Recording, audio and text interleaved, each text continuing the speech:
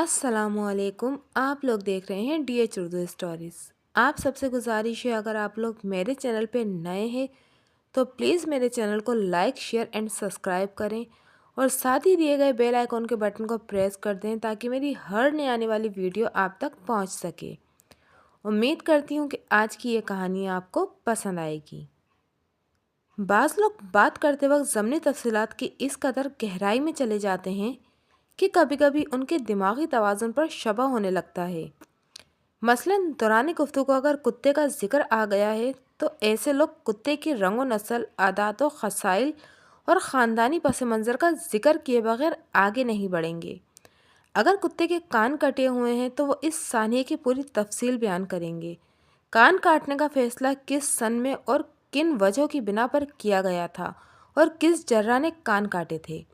मेरा वो मुवक्किल भी ऐसी ही खसूसियात का हामिल था, ताहम उसमें एक इजाफी खसूसियत भी थी।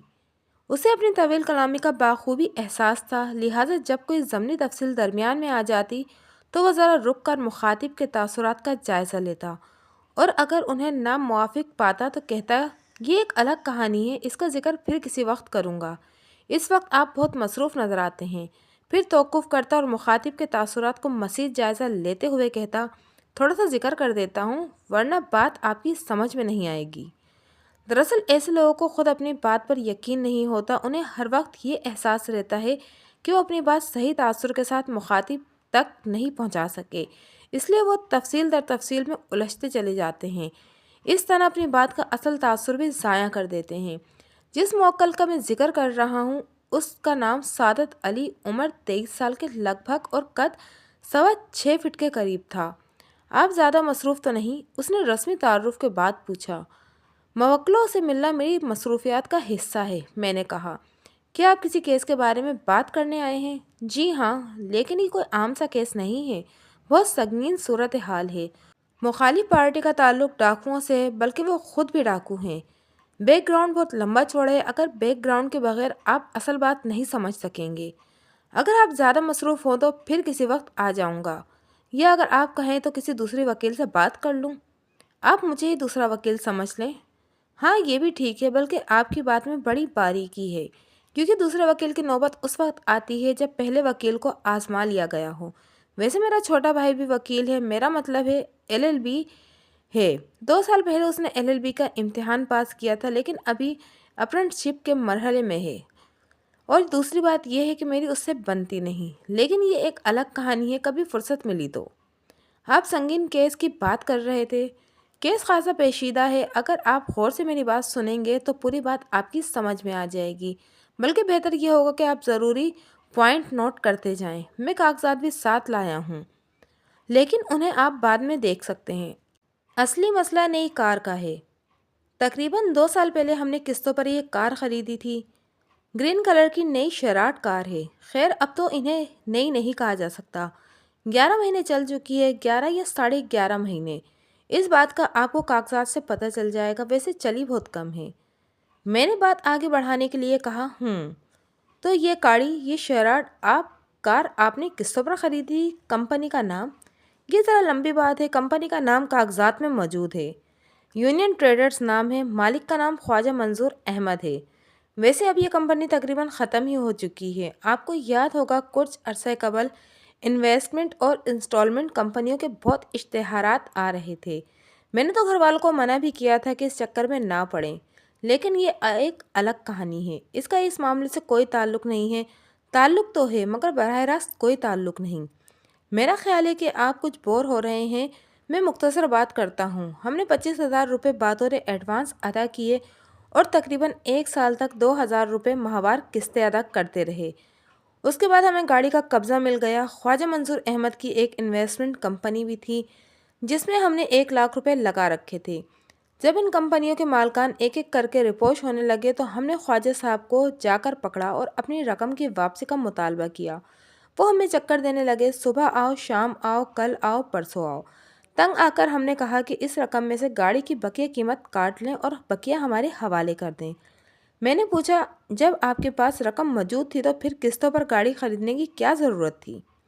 लालच। उसने साफ गोई से काम लिया।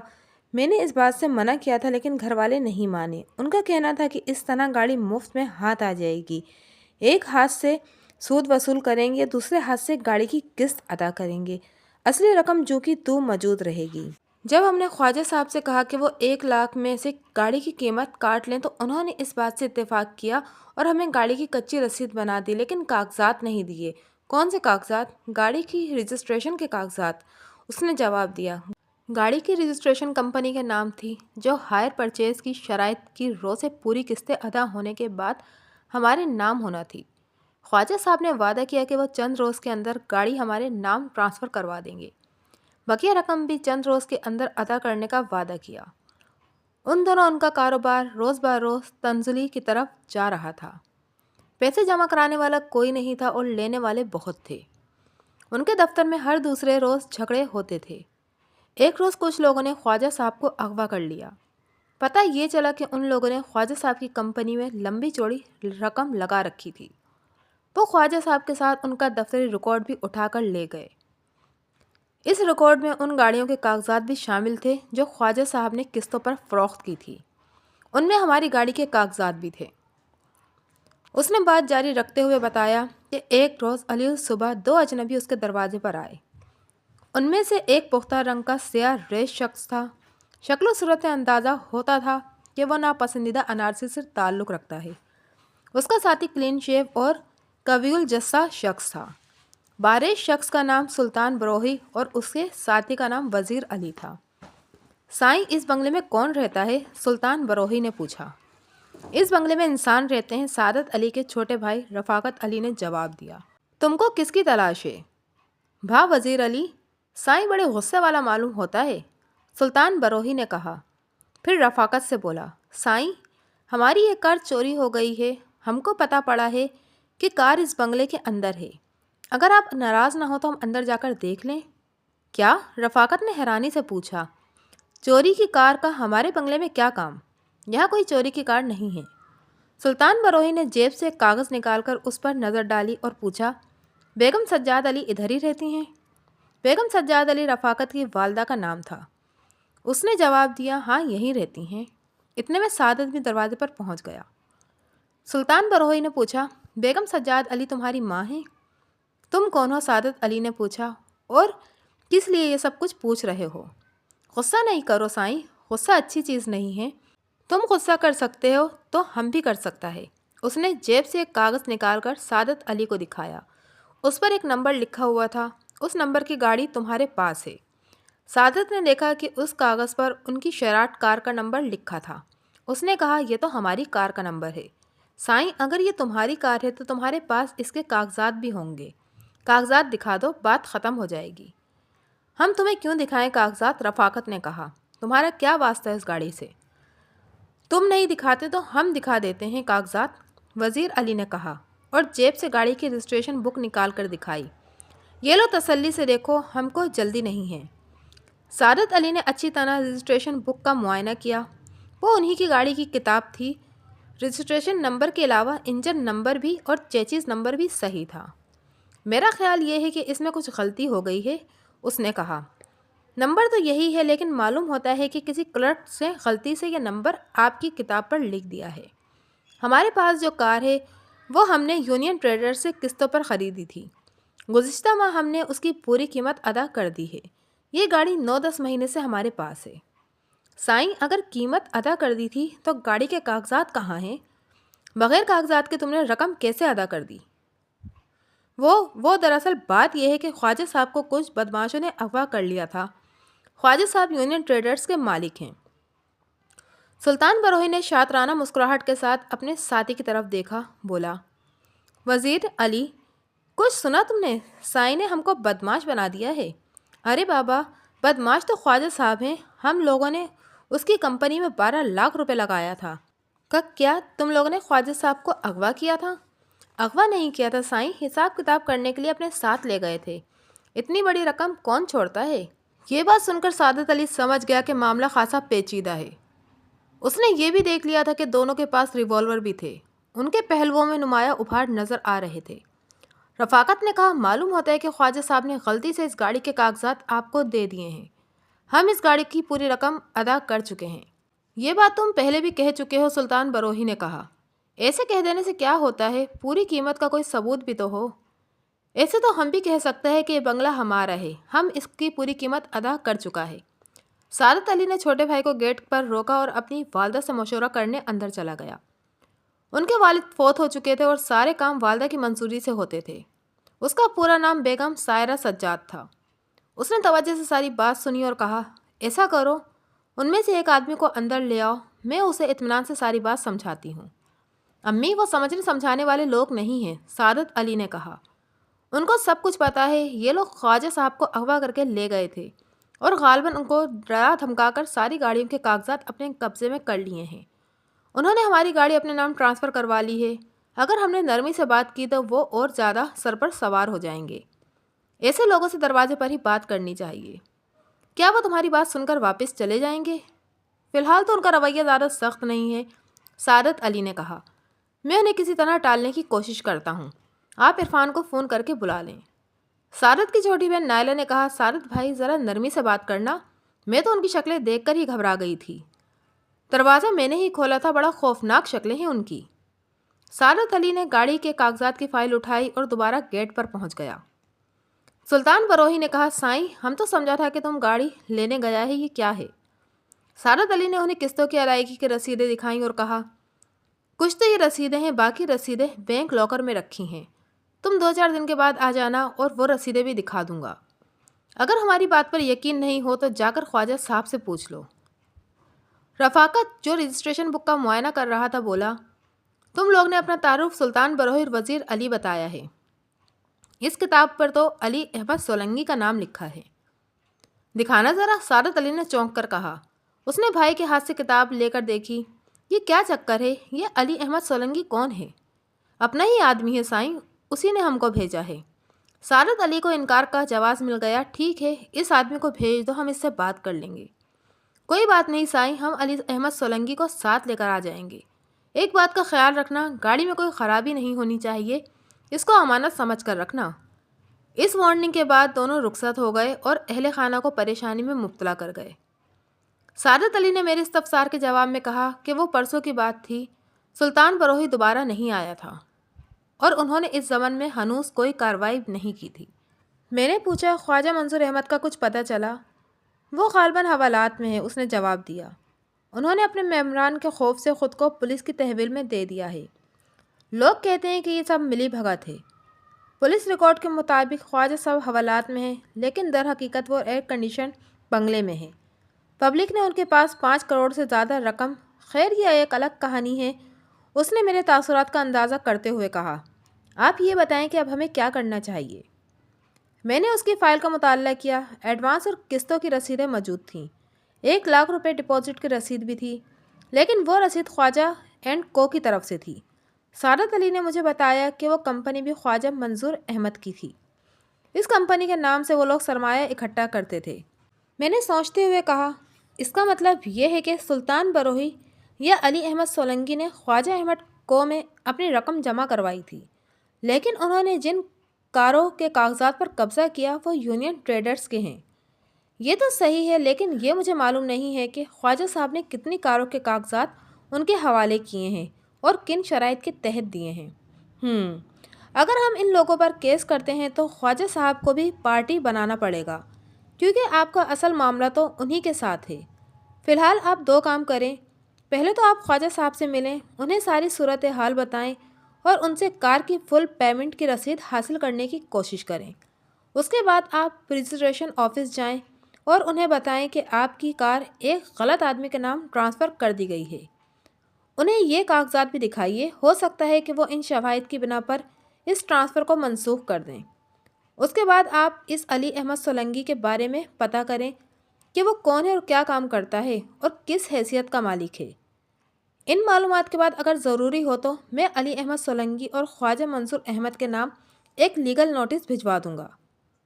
لیکن ہمیں اصل خطرہ تو سلطان بروہی سے ہے، اس نے کہا۔ یہ شخص ہمیں دھمکی دے کر گیا ہے۔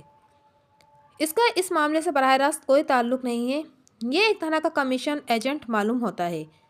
اسے نمٹنے کے لیے آپ پولیس میں FIR درج کرا دیں۔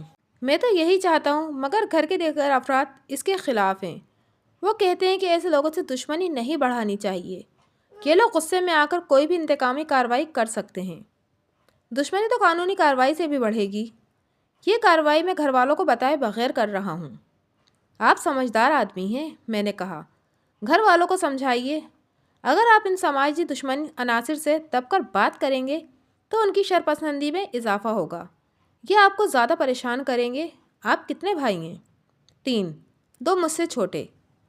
تو پھر کس بات کا ڈر ہے؟ ان لوگوں سے ڈٹ کر بات کریں، کسی ناجائز دباؤ میں آنے کی ضرورت نہیں ہے۔ اس نے شریف آدمی کی مجبوریوں پر لمبا چوڑا تبصرہ کیا، پھر وکالت نامے پر دستخط کیے اور کچھ رقم ایڈوانس دے کر رخصت ہو گیا۔ تقریباً 1 ہفتے بعد اس نے دوبارہ میرے دفتر میں قدم رکھا۔ اس کے چہرے پر پہلے سے زیادہ پریشانی پائی جاتی تھی۔ بیگ صاحب، صورتحال زیادہ خراب ہو گئی ہے، اس نے رسمی کلمات کے بعد کہا۔ سلطان بروہی ڈاکوؤں کے گروہ سے تعلق رکھتا ہے۔ یہ بات آپ کو کہاں سے معلوم ہوئی ہے؟ سلطان بروہی نے خود یہ بات کہی ہے۔ اس نے ہمیں بتایا ہے کہ کراچی میں جو اغوا اور ڈکیتی کی وارداتیں ہو رہی ہیں ان میں سے زیادہ تر وہی لوگ کرتے ہیں۔ والدہ اس بات سے بہت پریشان ہیں۔ ان کا خیال یہ ہے کہ ہمیں ان بدماشوں کا مطالبہ پورا کر دینا چاہیے۔ سلطان بروہی نے کار یا 1 لاکھ روپے طلب کیے ہیں۔ اس نے کہا ہے کہ اگر ہم اس نے مطالبہ پورا نہ کیا تو وہ ہم میں سے کسی ایک کو قتل کر دے گا۔ آپ لوگ واقعی بہت سیدھے ہیں، میں نے کہا۔ کراچی میں لوٹ مار کرنے والے جرائم پیشہ ور افراد کی 3-4 قسمیں ہیں۔ پہلے نمبر پر ڈاکو ہیں جو رائفل اور پستول کے زور پر لوٹتے ہیں۔ دوسرے چور ہیں جو رات کی تاریکی میں چوری کر کے بھاگ جاتے ہیں۔ تیسرے اچکے ہیں جو کسی کمزور آدمی کو چاقو دکھا کر اس کی جیب خالی کر دیتے ہیں۔ اور چوتھے جیب کترے ہیں جو انگلیوں کی شعبہ بازی سے بٹوا یا نقدی اڑا لے جاتے ہیں۔ ڈاکوؤں کا ایسا کوئی طبقہ نہیں ہے جو گاڑی چھیننے سے پہلے ان کی رجسٹریشن بک بنواتا ہو۔ اگر یہ لوگ ڈاکو ہوتے تو آپ کو ریوالور دکھا کر گاڑی لے جاتے۔ گاڑی ہم نے ایک دوست کے گھر چھپا دی ہے۔ وہ تو اب چھپائی ہوگی، میں نے کہا۔ ان لوگوں کے مطالبے کے بعد میں نے جو کام آپ کو بتائے تھے اس سلسلے میں آپ نے کیا کیا ہے؟ ان میں سے ایک کام ہو گیا ہے۔ خواجہ صاحب نے کار کی فل پیمنٹ کی رسید بنا دی ہے۔ ان تک پہنچنے کے لیے مجھے جو پاپڑ بیلنا پڑے وہ ایک الگ کہانی ہے۔ تو پھر اب مسئلہ کیا ہے؟ خواجہ صاحب نے اگر آپ کو گاڑی کی رسید دے دی ہے تو گاڑی آپ کی ہے، لیکن یہ رسید سادہ کاغذ پر ہے، اس پر خواجہ صاحب کی کمپنی کی کوئی مہر وغیرہ بھی نہیں ہے۔ اس نے مجھے رسید نکال کر دکھائی۔ وہ ایک سادہ سی رسید تھی جس کے مطابق بیگم سجاد علی نے قسطوں پر جو شیراٹ کار خریدی تھی اس کی قیمت اس رقم سے پوری کر لی گئی تھی جو خواجہ اینڈ کمپنی میں جمع کرائی گئی تھی۔ میں نے کہا رسید اگرچہ مکمل نہیں ہے لیکن اس سے کام چل جائے گا۔ خواجہ صاحب اس رسید سے انکار نہیں کر سکیں گے۔ کیا آپ رجسٹریشن آفس بھی گئے تھے؟ جی ہاں، وہاں بھی گیا تھا۔ ان لوگوں نے بتایا ہے کہ علی احمد سولنگی کے نام جو رجسٹریشن بک بنائی گئی ہے وہ بہت اونچی سفارش کی بنیاد پر بنائی گئی ہے۔ پھر بھی انہوں نے میرے کاغذات دیکھنے کے بعد علی احمد کے نام نوٹس جاری کر دیا ہے جس میں گاڑی کے کاغذات کے ساتھ حاضر ہونے کی ہدایت کی گئی ہے۔ پھر تو معاملہ ٹھیک ہو گیا، میں نے کہا۔ آپ نے رجسٹریشن بک آفس کو یہ بات بتا دی تھی کہ خواجہ صاحب اغوا ہو گئے تھے اور اغوا کنندگان ان کے آفس کا ریکارڈ بھی اٹھا کر لے گئے تھے؟ جی ہاں، میں نے انہیں پوری کہانی سنا دی تھی۔ میں نے ہنس کر کہا، آپ کی اس خوبی کے بارے میں کوئی شبہ نہیں کیا جا سکتا۔ داستان گوئی میں آپ خاصے ماہر ہیں۔ خیر، سلطان بروہی کے بارے میں بتائیں۔ سلطان بروہی نہایت مستقل مزاجی سے ہمارے پیچھے لگا ہوا ہے۔ وہ آج شام پھر آئے گا۔ میں یہ چاہتا ہوں کہ اس کی آمد کے وقت آپ بھی وہاں موجود ہوں۔ اسے دیکھ کر اور اس کی باتیں سن کر آپ کو یہ اندازہ ہو جائے گا کہ وہ کس کیٹیگری کے لوگ ہیں۔ میں نے والدہ سے آپ کا ذکر کیا تھا، اگرچہ وہ کیس کرنے پر راضی نہیں ہیں، تاہم میں نے انہیں آپ سے ملنے پر آمادہ کر لیا ہے۔ میں نے تعامل کرتے ہوئے کہا، میں بہت مصروف آدمی ہوں۔ مجھے معلوم ہے کہ آپ کا وقت بہت قیمتی ہے، لیکن آپ کا وہاں موجود رہنا بہت ضروری ہے۔ میں آپ کو وزٹ فیس دوں گا۔ میں دیکھتا ہوں کہ شام کو میری کیا مصروفیات ہیں۔ میں نے ڈیسک کیلنڈر دیکھتے ہوئے کہا۔ آپ نے علی احمد سولنگی کے بارے میں کچھ نہیں بتایا۔ یہ شخص کیا کرتا ہے؟ یہ سرکاری ملازم ہے، 16 یا 17 گریڈ کا افسر ہے۔ ہم نے اس سے فون پر بات کی تھی، اگرچہ اس نے ہمیں دھمکی نہیں دی لیکن نرم لہجے میں بھی بات نہیں کی۔ اس کا کہنا ہے کہ سلطان بروہی اس کا آدمی ہے اور اسی کی ہدایت پر کام کر رہا ہے۔ میں نے اس سے ملاقات کی خواہش کا اظہار کیا مگر اس نے ملنے سے انکار کر دیا۔ کہنے لگا کہ وہ صرف اپنی گاڑی کا قبضہ لینے کے لیے آئے گا، یعنی اسے اپنی کامیابی کا پورا یقین ہے۔ میں نے کہا میں سوچ رہا ہوں کہ کل اسے ایک نوٹس بھجوا دیا جائے۔ اچھی طرح سوچ لیں، سرکاری افسر ہونے کی وجہ سے اس کی پہنچ بہت اوپر تک ہوگی۔ سعادت صاحب، میں ان باتوں سے کبھی متاثر نہیں ہوا۔ اگر انسان کے پاس سچائی، ذہانت اور علم ہو تو اسے ناکامی کا منہ نہیں دیکھنا پڑتا۔ ناکامی ان لوگوں کے حصے میں آتی ہے جو سچ کو چھوڑ دیتے ہیں اور اپنی چالاکی پر انحصار کرتے ہیں۔ اگر آپ سمجھتے ہیں کہ نوٹس جانا چاہیے تو مجھے کوئی اعتراض نہیں، لیکن اس بات کا میری والدہ سے ذکر نہ کریں۔ وہ فی الحال قانونی کارروائی کے حق میں نہیں ہیں۔ شام کے 7 بجے میں اس کے بتائے ہوئے پتے پر پہنچ گیا۔ 1000 پر بنا ہوا بنگلہ جدید اور خوبصورت تھا۔ اس فیشنیبل اور صاف ستھرے علاقے میں بہت بڑے بڑے بنگلے بنے ہوئے تھے۔ اطلاعی گھنٹی کی آواز پر اندر اچھی خاصی ہلچل مچ گئی۔ پہلے ایک خاتون برآمدے میں نمودار ہوئی اور پنجوں کے بل کھڑے ہو کر گیٹ کے باہر دیکھا۔ ان کے ہمراہ ایک نوجوان لڑکی بھی تھی۔ گیٹ زیادہ اونچا نہیں تھا، اس کے اوپر لگی ہوئی جالی سے اندر دیکھا جا سکتا تھا۔ دونوں عورتیں جس تیزی سے برآمدے میں نمودار ہوئی تھیں اسی تیزی سے واپس چلی گئیں۔ پھر 2 مرد برآمدے میں آئے، ان میں سے ایک سعادت علی تھا۔ دونوں کے چہروں پر تناؤ پایا جاتا تھا، لیکن جب سعادت علی کی مجھ پر نظر پڑی تو اس کا تناؤ کم ہو گیا۔ اس نے اپنے ساتھی سے کچھ کہا، گیٹ پر آیا اور مجھ سے ہاتھ ملایا، رسمی کلمات کہے اور مجھے آراستہ ڈرائنگ روم میں لے گیا۔ وہاں 6-7 افراد موجود تھے، ان میں ان کی والدہ اور 2 بہنیں، ایک بھائی اور ایک کزن شامل تھا۔ ان سب کے چہرے اترے ہوئے تھے، یوں معلوم ہوتا تھا کہ کوئی بہت بڑا سانحہ ان پر گزر چکا تھا یا گزرنے والا تھا۔ سعادت علی نے رسمی انداز میں میرا تعارف کرایا اور بولا، تشریف رکھیے بیگ صاحب، وہ لوگ آنے ہی والے ہوں گے۔ بیگ صاحب، ہم خواہ مخواہ ہی اس مصیبت میں پھنس گئے ہیں، بیگم سجاد نے کہا۔ اگر مجھے یقین ہو جائے کہ یہ لوگ ہمیں دوبارہ تنگ نہیں کریں گے تو میں آج ہی ان کا مطالبہ پورا کرنے پر تیار ہوں۔ دولت انسان کی سلامتی سے زیادہ قیمتی چیز نہیں ہے۔ اس کی عمر 60 سال سے زیادہ تھی اور وہ پڑھی لکھی اور جہاں دیدہ خاتون نظر آ رہی تھیں۔ بیگم صاحبہ، انسان کی سلامتی اس کے اپنے ہاتھ میں ہوتی ہے۔ سماج دشمن عناصر کی حالت آوارہ کتوں کی سی ہوتی ہے۔ اگر آپ کے ہاتھ میں مضبوط ڈنڈا ہے تو یہ آپ سے دور رہیں گے، ورنہ بھونکنے اور کاٹنے سے باز نہیں آئیں گے۔ بعض اوقات اپنی سلامتی کو یقینی بنانے کے لیے قربانی دینا پڑتی ہے۔ اگر آپ ان لوگوں کا مطالبہ فوراً پورا کر دیتی تو یہ آپ کو آسان شکار سمجھ کر مستقل آپ کے پیچھے لگ جاتے۔ آپ کی بات ٹھیک ہوگی، لیکن ہم قربانی نہیں دے سکتے۔ میں یہ برداشت نہیں کر سکتی کہ میں دولت کی خاطر اپنی اولاد کو خطرے میں ڈالوں۔ انہوں نے دھمکی دی ہے کہ اگر میں نے ان کا مطالبہ پورا نہ کیا تو وہ میرے کسی بیٹے کو قتل کر دیں گے یا بیٹی کو اغوا کر لیں گے۔ مجھے بتائیں، ایسی قربانی کون دے سکتا ہے؟ میرا اشارہ اس قربانی کی طرف نہیں ہے۔ ایک دفعہ میں ایک درگاہ پر چلا گیا، باہر خاصی تعداد میں فقیر موجود تھے۔ میں نے غلطی سے ایک فقیر کو 5 روپے دے دیے۔ اس کے ساتھ ہی فقیروں کے ایک غول نے مجھے چاروں طرف سے گھیر لیا۔ انہوں نے مجھے بہت بڑا سخی داتا سمجھ لیا۔ میں نے بڑی مشکل سے ان کا محاصرہ توڑا اور وہاں سے نکل بھاگا۔ اگر آپ نے ان لوگوں کا مطالبہ پورا کر دیا تو کوئی عجب نہیں کہ کل کو ان کا کوئی بھائی بندہ ایک نئی دھمکی کے ساتھ آپ کے دروازے پر آن موجود ہو۔ آپ نے ابھی تک پولیس میں رپورٹ کیوں نہیں درج کروائی؟ میں ان کے ساتھ زیادہ چھیڑ چھاڑ نہیں کرنا چاہتی۔ اگر صلح صفائی سے کوئی بات نہ بنی تو میں ان کا مطالبہ پورا کر دوں گی۔ مجھے پتہ چلا ہے کہ ان لوگوں کے اوپر تک اپروچ ہے۔ اگر پولیس نے بھی ان کے مطالبے کی حمایت کر دی تو ہمیں اور زیادہ پیسے خرچ کرنے پڑیں گے۔ وہ اس معاملے میں سخت رویہ اختیار کرنے پر بالکل تیار نہیں تھی۔ میں نے کہا، آپ ایسا کریں کہ اپنی بیٹیوں کے ساتھ الگ کمرے میں بیٹھ جائیں اور جب سلطان بروہی بات کرنے آئے تو اپنی موجودگی کا بالکل پتہ نہ چلنے دیں۔ ہم اس پر یہی ظاہر کریں گے کہ بنگلے میں صرف مرد ہی مرد ہیں، اس سے اس پر روک پڑے گا۔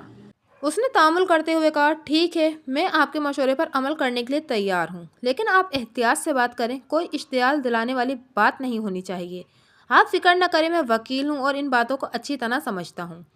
5-6 منٹ کے بعد اطلاعی گھنٹی بجی اور سعادت علی کے چھوٹے بھائی رفاقت نے اندر آ کر کہا، وہ آ گئے ہیں۔ بیگم سجاد اپنی بیٹیوں کے ہمراہ ایک عقبی کمرے میں چلی گئیں۔ میں سعادت علی کے ہمراہ گیٹ پر پہنچ گیا۔ باہر 2 آدمی کھڑے تھے۔ چونکہ سعادت علی مجھے ان کے حلیے سے آگاہ کر چکا تھا، اس لیے میں نے انہیں پہلی ہی نظر میں پہچان لیا۔ سیاہ ریش سلطان بروہی نے کندھوں پر ایک اچرک ڈال رکھی تھی اور بایاں ہاتھ کولہے پر رکھے کھڑا تھا۔ اس کے چہرے پر ایسے تاثرات تھے جیسے وہ شاہی کارندہ ہو۔ اور لگان وصول کرنے آیا ہو۔ وزیر علی نے گہرے نیلے رنگ کی شلوار قمیض پہن رکھی تھی۔ اس کی شکلوں سے اندازہ ہوتا تھا کہ وہ دیہاتی قسم کے آدمی تھے، مگر شہر کے ہجوم میں جاگیرداروں جیسا حلیہ بنا رکھا تھا۔ ان کے پاس اپنی سواری نہیں تھی۔ ہم نے کسی رکشے یا ٹیکسی کے رکنے کی بھی آواز نہیں سنی تھی۔ اس کا مطلب یہ تھا کہ وہ پیدل آئے تھے۔ سلطان بروئی نے سعادت سے کہا، سائیں، کیا فیصلہ کیا تم نے؟ میں خواجہ سے ملا تھا، سعادت علی نے کہا۔ ان کا کہنا ہے کہ انہوں نے کسی اور کو گاڑی نہیں دی۔ ارے بابا، خواجہ صاحب کو گولی مارو، سلطان بروئی نے قدرے تلخی سے کہا۔ بات ہماری اور تمہاری ہے، گاڑی کی کتاب ہمارے پاس ہے، ہم پولیس میں چوری کی رپورٹ درج کروا کے گاڑی برآمد کروا سکتے ہیں۔ ایسا تو کوئی مسئلہ نہیں ہے، میرا خیال ہے کہ تمہیں یہ گاڑی پولیس کے ذریعے ہی برآمد کروانی چاہیے، میں نے کہا۔ یہ لوگ تمہیں یوں ہی چکر کھلاتے رہیں گے۔ اس نے سخت نظروں سے میرا جائزہ لیا، پھر پوچھا، تم کون ہو سائیں؟ ہم نے تم کو پہلے کبھی نہیں دیکھا۔ میں وکیل ہوں، مرزا امجد بیگ میرا نام ہے۔ کس کے وکیل ہو تم؟ تمہارا بھی ہو سکتا ہوں، میں نے کہا۔ جو بھی میرے پاس کیس لے کر آ جائے میں اس کا وکیل بن سکتا ہوں۔ تم تھوڑا صبر کرو وکیل سائیں، وزیر علی نے کہا۔ یہاں وکیل کا کوئی کام نہیں ہے، یہ آپس کا معاملہ ہے۔ یہ آپس کا معاملہ نہیں ہے، میں نے کہا۔ میں سعادت علی کا وکیل ہوں اب تمہیں میرے ساتھ بات کرنا پڑے گی۔ سلطان بروئی نے سعادت علی سے کہا، سائیں، یہ کیا تماشا ہے؟ وکیل کو بیچ میں ڈالنے کی کیا ضرورت ہے؟ وکیل صاحب کو میں نے اس لیے تکلف دی ہے کہ یہ قانونی معاملہ ہے، سعادت علی نے کہا۔ گاڑی پر علی احمد کا بھی دعویٰ ہے اور ہمارا بھی ہے، اس لیے یہ معاملہ وکیل صاحب کی موجودگی میں طے ہو جائے تو زیادہ اچھا ہے۔ تم وکیل کو بلاؤ یا جج کو، ہماری بات میں فرق نہیں ہوگا، ہم دوسرا طریقہ بھی جانتا ہے۔ میرا خیال ہے کہ اندر بیٹھ کر بات کرنی چاہیے، میں نے کہا۔ تم میں سے ایک آدمی اندر آ جائے، آرام سے بیٹھ کر بات کر لیتے ہیں، ہم کو کوئی لڑائی جھگڑا نہیں چاہیے۔ سلطان بروئی نے اپنے ساتھی سے علیحدگی میں مشورہ کیا اور پھر ہمارے ساتھ اندر ڈرائنگ روم میں پہنچ گیا۔ میرے کہنے پر سعادت علی نے کولڈ ڈرنکس منگوا لیں۔ میں نے سلطان بروئی سے پوچھا، تمہاری اس کیس میں کیا پوزیشن ہے؟ تم علی احمد سولنگی کے بھائی یا رشتہ دار تو نہیں ہو سکتے، کیونکہ تم بروئی ہو اور وہ سولنگی۔ کیا تم کمیشن پر کام کر رہے ہو؟ وکیل سائیں، مطلب کی بات کرو، ہم کو وکیلوں والا چکر نہ دو، یہ عدالت نہیں ہے، گاڑی کی بات کرو۔ اگر میں کہوں کہ گاڑی چوری ہو گئی ہے تو پھر تم کیا کرو گے؟ وکیل سائیں، میں نے بڑی دنیا دیکھی ہے، اگر گاڑی چوری ہو گئی ہے تو ہونے دو، ہم کو 1,00,000 روپے دے دو اور ہمارا کام ختم ہو جائے گا۔ کیوں؟ تمہیں 1,00,000 روپے کیوں دے دیں؟ اس لیے کہ تم نے ہماری گاڑی کو گم کر دیا ہے۔ ہم جس گاڑی کی بات کر رہے ہیں وہ تمہاری گاڑی نہیں تھی، اس نے برہمی سے کہا۔ میرے پاس اس کی کتاب موجود ہے، وہ ہماری گاڑی تھی۔ ہم اس گاڑی کی بات نہیں کر رہے جس کی تمہارے پاس کتاب موجود ہے، تو پھر تم کس گاڑی کی بات کر رہے ہو؟ اپنی گاڑی کی، میں نے کہا۔ کون سی گاڑی ہے وہ؟ اس کا نمبر کیا ہے؟ تمہارے لیے اس کا نمبر جاننا ضروری نہیں ہے، تو پھر ہماری گاڑی کدھر ہے؟ یہ بات تو گاڑی والے کو معلوم ہونی چاہیے، میں نے کہا۔ یہ لوگ تمہاری گاڑی کے نگراں نہیں ہیں، اس کا انجام بہت برا ہوگا۔ برائی کا انجام ہمیشہ برا ہوتا ہے، یہ بات ایک بچہ بھی جانتا ہے۔ وہ غصے سے کھڑا ہو گیا، بولا، تم لوگوں کو اپنی جان اور عزت پیاری نہیں ہے، ہم شریف آدمی نہیں ہیں، ڈاکو ہیں ڈاکو۔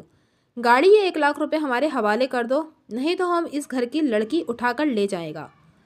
میں نے تہکمانہ لہجے میں کہا، جو شخص اس نیت سے اس گھر میں داخل ہوا ہوگا اس کی لاش ہی باہر جائے گی۔ میں نے گھر کے ہر فرد کے لیے اسلحے کا انتظام کر دیا ہے اور پولیس کو بھی معاملے کی اطلاع دے دی ہے۔ وکیل سائیں، فکر نہیں کرو، تمہارے ساتھ بھی ملاقات ہوگی، تمہارا تو دھندا ہی یہی ہے۔ وہ جاتے جاتے دروازے میں رکا اور دبے دبے لہجے میں بولا، سائیں، اب جو آدمی تمہارے پاس آئے گا وہ گولی کی زبان میں بات کرے گا۔ اس کے جانے کے بعد کمرے میں چند لمحوں کے لیے سناٹا چھا گیا۔ بیگ صاحب، یہ آپ نے اچھا نہیں کیا، بیگم سجاد علی کمرے میں داخل ہوتے ہوئے بولی۔ آپ تو اپنے گھر چلے جائیں گے، ہماری حفاظت کون کرے گا؟ بیگم صاحبہ، پیسے تو کسی وقت بھی لیے جا سکتے ہیں، میں نے کہا۔ انسان کو برائی کی کچھ نہ کچھ مزاحمت ضرور کرنی چاہیے۔ وہ تعصب سے سر جھٹکتی ہوئی صوفے پر بیٹھ گئیں۔ میں نے سعادت علی سے پوچھا، آپ کے پاس علی احمد سولنگی کا فون نمبر ہوگا؟ اس نے اسبات میں سر ہلایا اور ایک ڈائری کھول کر میرے سامنے رکھ دی۔ اس میں گھر کا نمبر بھی تھا اور دفتر کا بھی۔ میں نے گھر کا نمبر ڈائل کیا، دوسری طرف سے کسی عورت نے جواب دیا اور میرے استفسار پر ہولڈ کرنے کے لیے کہا۔ لمحہ بھر کے بعد ایک مرد کی آواز سنائی دی، علی احمد سولنگی۔ اس نے اپنا نام بتایا۔ سولنگی صاحب، میں مرزا امجد بیگ ایڈوکیٹ بول رہا ہوں۔ کیا آپ سلطان بروئی نامی شخص کو جانتے ہیں؟ جانتا ہوں، اس نے جواب دیا۔ بڑا اچھا آدمی ہے وہ، آپ کو اس سے کیا تعلق ہے؟ اگر ڈاکو اچھے آدمی ہوتے ہیں تو وہ بھی یقیناً اچھا ہوگا۔ ڈاکو؟ یہ آپ کیا فرما رہے ہیں؟ یہ میرا نہیں، سلطان بروہی کا فرمان ہے۔ اس نے اب سے صرف 5 منٹ پہلے اس بات سے انکار کیا ہے کہ وہ ایک شریف آدمی ہے اور یہ اقرار کیا ہے کہ وہ ایک ڈاکو ہے۔ آپ نے اپنا کیا نام بتایا ہے؟ مرزا امجد بیگ، ایڈوکیٹ۔ اور میرا خیال ہے کہ آپ اس وقت بیگم سجاد علی کے گھر سے بات کر رہے ہیں۔ بیگ صاحب، بات یہ ہے کہ سلطان کبھی کبھی اوور ایکٹنگ کر جاتا ہے، جاہل آدمی ہے۔ قدرے توقف کے بعد اس نے کہا، بیگم سجاد علی کو میری طرف سے ایک بات بتا دیں کہ جب ان کے گھر میں ڈاکو آئیں گے تو ان کو اپنے ڈاکو ہونے کا اقرار کرنے کی ضرورت پیش نہیں آئے گی۔ وکیل صاحب، جس گھر میں ڈاکو جاتے ہیں وہاں سے علی احمد یا ولی احمد کو فون نہیں کیا جاتا، پولیس کو فون کیا جاتا ہے۔ ویسے کراچی کا کوئی گھر ڈاکوؤں کی پہنچ سے باہر نہیں ہے، وہ چاہے آپ کا گھر ہو یا بیگم سجاد علی کا۔ اس کی گفتگو سے اندازہ ہوتا تھا کہ وہ معقول آدمی نہیں تھا، لہٰذا اس سے کسی معقول بات کی توقع نہیں کی جا سکتی تھی۔ سولنگی صاحب، بات یہ ہے کہ آپ کا بھیجا ہوا بندہ ضمِ خود ڈاکو ہے۔ میری موکلا سے ایک کار مانگتا ہے اور اس کا کہنا ہے کہ وہ گاڑی آپ کی ہے۔ آپ اس ضمن میں کیا فرماتے ہیں؟ مجھے یقین ہے کہ اس نے اپنی بات کا کوئی ثبوت بھی پیش کیا ہوگا۔ کوئی ایسی ہی تو گاڑی نہیں مانگ سکتا۔ جو شخص اپنے آپ کو ڈاکو کہنے پہ فخر محسوس کرتا ہو وہ ایسے بھی مانگ سکتا ہے، میں نے کہا۔ میں صورتحال کی تفصیل بتا کر آپ کا وقت ضائع نہیں کروں گا، کیونکہ تفصیل آپ پہلے ہی جانتے ہیں کہ کس طرح خواجہ صاحب کو اغوا کیا گیا اور ان کے آفس ریکارڈ پر قبضہ کیا گیا اور کس طرح میری موکلا کی کار کی رجسٹریشن بک تیار کروائی گئی۔ جی ہاں، آپ خاصے باخبر آدمی معلوم ہوتے ہیں۔ آپ کی مہربانی سے رجسٹریشن آفس والوں نے مجھے ایک لیٹر بھی بھیجا ہے، لیکن ان باتوں سے کچھ نہیں ہوگا۔ محترمہ کو کار میرے حوالے کرنی ہی پڑے گی، ورنہ ڈاکو تو لوگوں کے گھروں میں گھستے ہی رہتے ہیں۔ شکریہ علی احمد صاحب، میں نے کہا۔ میں آپ کے منہ سے ایسی ہی بات سننا چاہتا تھا۔